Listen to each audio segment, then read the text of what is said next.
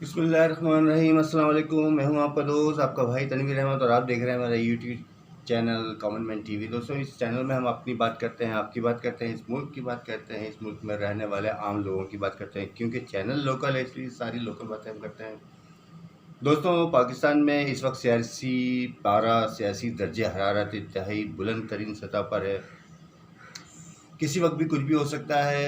Opposition अपने तय डटी हुई है और हुकूमत अपने तय।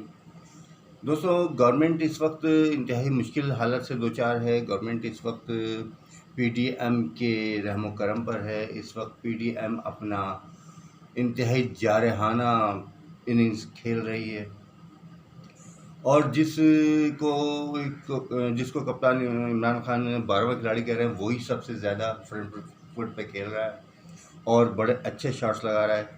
दोस्तों, हम क्रिकेट से मुताल्लिक़ तो इतना ज़्यादा नहीं जानते, लेकिन जो टीवी में सुनते हैं, जो अखबारात में पढ़ते हैं, तो सारी सियासत ही क्रिकेट के दायरे में, क्रिकेट के ग्राउंड में हमारी हो रही है। कभी 12वें प्लेयर की बात होती है, कभी कैच आउट की बात होती है, कभी हिट विकेट की बात होती है, कभी क्रिकेट से मुताल्लिक़ ही सारी बातें होती हैं। तो दोस्तों, आज हम बात करेंगे वज़ीर-ए-आज़म पाकिस्तान की वो स्ट्रेटजी जो वो पीडीएम से मुताल्लिक़ बनाई हुई है, जिसका कोई वाज़ह हिकमत अमली जिसकी कोई वाज़ह हिकमत अमली हमें नज़र नहीं आ रही है।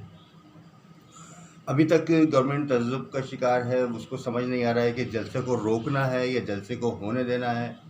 अगर जलसे को रोकते हैं, अगर जलसे को में ताकत का इस्तेमाल करके जलसे को रोकते हैं, सबूताज करने की कोशिश करते हैं, तो ये गवर्नमेंट के खिलाफ जाता है, क्योंकि इससे पीडीएम को बहुत ज़्यादा फ़ायदा होगा, अपोजिशन जमातों को बहुत ज़्यादा फ़ायदा होगा। और तशद्दुद अगर इस जलसे में हुआ या तशद्दुद हुआ रोकने में, या कंटेनर की सियासत की गई, या कंटेनर से शहर कर आने वालों का, जलसे में आने वालों का रास्ता रोका गया, या पीडीएम की क़यादत को, मरियम नक को, मौलाना को या किसी को भी गिरफ़्तार किया गया, तो ये पूरा का पूरा बेनिफिट अपोजिशन को जाएगा। गवर्नमेंट इंतहाई एहतियात के साथ सारे पत्ते खेले। मेरी गवर्नमेंट से ये इस्तदा है कि वो पीडीएम के जलसे के ऊपर अपनी इंतहाई मुतबाराना सोच इख्तियार करे और इसको सही तरह से हैंडल करे।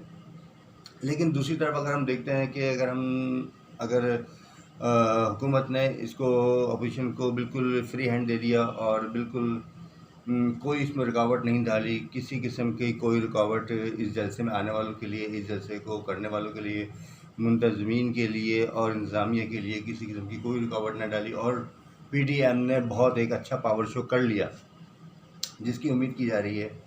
अगर पीडीएम ने बहुत एक अच्छा पावर शो कर लिया तो ये हुकूमत के लिए इंतहाई नुकसानदेह होगा। हुकूमत के लिए नुकसानदेह इसलिए होगा कि इसके बाद पीडीएम के, अपोजिशन के हौसले इंतहाई बुलंद हो जाएंगे और वो आगे के जो लाएमल हैं, जैसे कि लॉन्ग मार्च है, धरना है, और इसी तरह से इस्तीफ़ों की बात है, और इसी तरह से दूसरे मामला थे, इसमें वो खुल के बैकफुट पर आके खेलेंगे।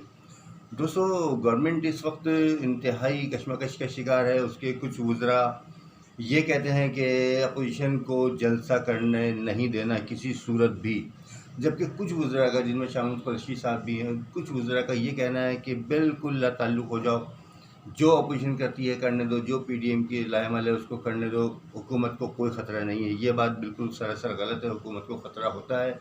हुकूमत को अपनी अपोजिशन से हमेशा ही ख़तरा रहता है और अपोजिशन का काम भी यही है, हुकूमत को बांधे रखना, हुकूमत की पॉलिसीज़ पर तनकीद करना, हुकूमत को गिराने के नित नए आइडियाज़ देना, नित नए आइडियाज़ से आवाम को अपनी तरफ राग़िब करना और हुकूमत को गिरा देना, क्योंकि इक़्तिदार ही इस मुल्क का, इक़्तिदार ही अपोजिशन का, इक़्तिदार ही हुकूमत का सबसे बड़ा ख्वाब होता है।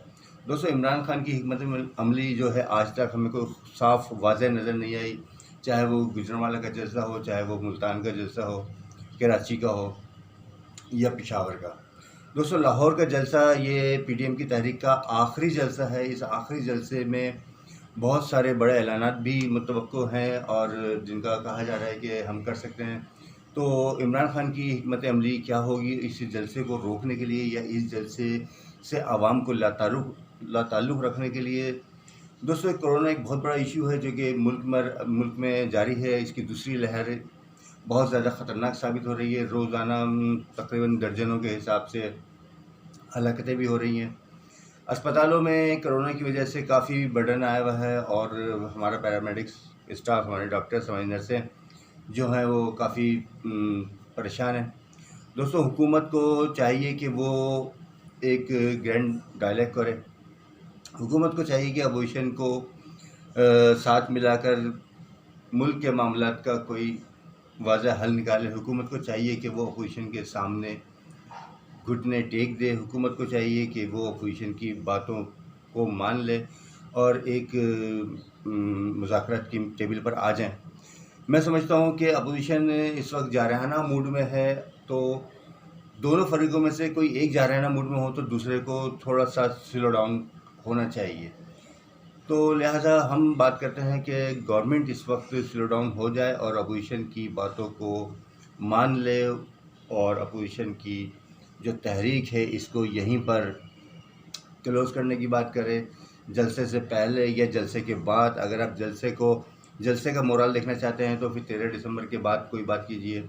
अगर आप जलसे से पहले ही उसकी अहमियत को समझते हैं तो जलसे से पहले बात कीजिए, लेकिन बात कीजिए और इसके लिए आपके पास आपके इत्तेहादी चौधरी शुजात और परवेज़ इलाही बेहतरीन ऑप्शन है, उन्हीं के ज़रिए आप बात कीजिए।